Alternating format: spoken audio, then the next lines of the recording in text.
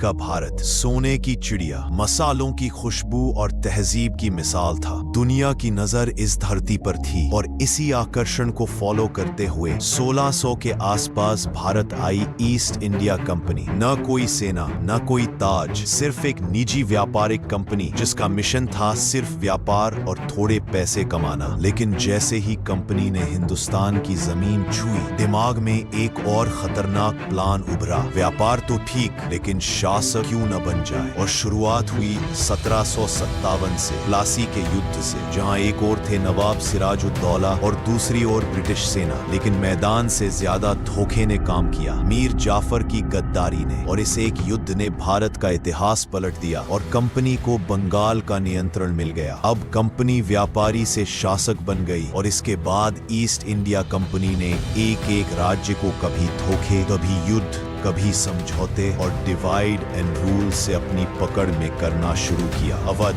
मैसूर, मराठा, हर जगह शतरंज की बिसात बिछी, जनता पर जुल्म और देश की संपत्ति सूखने लगी। फिर आया 1857। भारत का गुस्सा फट पड़ा। मंगल पांडे से लेकर झांसी की रानी तक पूरा भारत आग की तरह भड़क उठा। लड़ाई लड़ी गई, साहस दिखाया गया, लेकिन नतीजा आया जीत ब्रिटिश की। इसके बाद 1858 में ईस्ट इंडिया कंपनी को हटाकर भारत सीधे ब्रिटिश क्राउन के अधीन कर दिया गया। अब कंपनी गई, लेकिन हुकूमत वही रही। रेलवे, कानून, शिक्षा सब आया, लेकिन मकसद एक, भारत का इस्तेमाल करके ब्रिटेन को मजबूत करना। अगले 90 साल संघर्ष, जेल, आंदोलन और बलिदान में गुजरे और आखिर 1947 भारत आजाद हुआ।